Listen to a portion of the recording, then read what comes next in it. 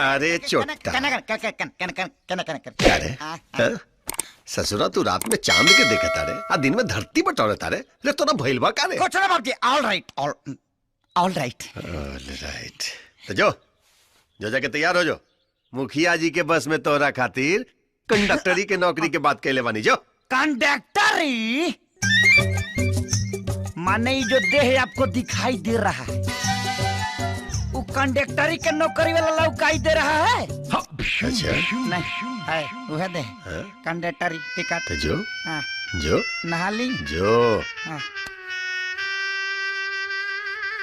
Partner, हाँ इतना time कहाँ लगा देहला हो? अरे उमर खा बाची से भेंट हो गई रहा, ओकरे के नाथे में देर हो गई ला। यार तोहरो चैन नहीं खे, बाजार से अइला और खेत में भीड़ गईला। का करी पार्टनर, अगर हमारा बाबूजी के बस चले ना तो हमारे के हुए देश के प्रधानमंत्री बना दिए। प्रधानमंत्री? अरे उनकर बस चले ना तो बैल के जगह में तोरे के नाद दी है। ना दी है बाबू, जोत के हंगाइयो दी है। एकदम सही कहा रे। लेकिन पार्टनर, लाल बहादुर शास्त्री जी कह के गए कि जय जवान जय किसान। खेती बाड़ी से बढ़ के दुनिया में कोनो काम ना होला। हाँ खेती बाड़ी? अरे तू पगला गई बड़े करे, ते जवानी का गोबर गोथार में जियान करे के चाहता रे। हमारा नजरिए से तुम देखोगे तो समझ जाओगे। अरे तोर नजरिया गई तेल लेवे, काहे कि तोरो नजरिया भी तोर ऊ बुढ़वा बाप खानी हो गई बा। हम कह रहे हैं तो एक बार देखने में कहा जाता है जी। हाँ तो पार्टनर बुझा गई, तोरो खेला खत्म है बा। तो देख लिए यही खेती गृहस्थी के चक्कर में तोर ऊ बुढ़वा बाप तोरा के काम करवा करवा के मुआ न देहलस, तो हमरा नाम पे कुत्ता पहुंच दिया पार्टनर। शास्त्री जी सही कहत रहला, जय जवान जय किसान। हमरा के चचा से बचा ले भगवान।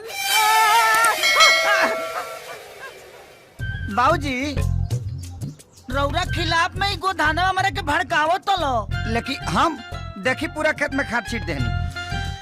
हाँ बेटा, खाद तो छीट देला जी, बहुत बढ़िया कहला, लेकिन वो कहा ना बेटा कि खाद जो बा वो अपना खेत के जगह दूसरा के खेत में छीट दे। दूसरा के? हाँ बेटा, हमरा का पता। तू सुधरबा कबे बेटा? सुधर जाए। कब सुधरबा? सुधर जाए बाबूजी। दूसरा के माटी कोड़ के लाली से रोटी भर के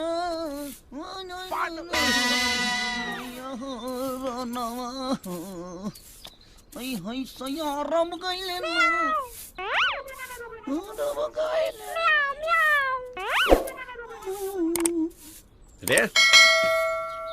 ये बिलाई कहाँ बोलती है रे? माने अभी यहाँ हमारे काम रह गइल बा, जब बिलाई कहाँ बोलती है, कुकुर कहाँ बोलता है, यह पता करी रे पे इतना काम के लोट बा। तो भड़कत का बाड़े, काम कर। ठीक बा, लेकर के घर में आओ। ठीक बा।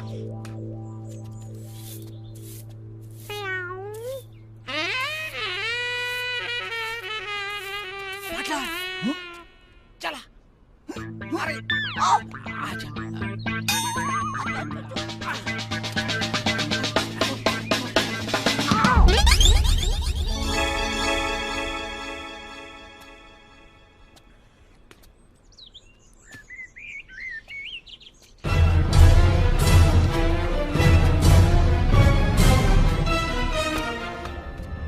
रजवा तोरा का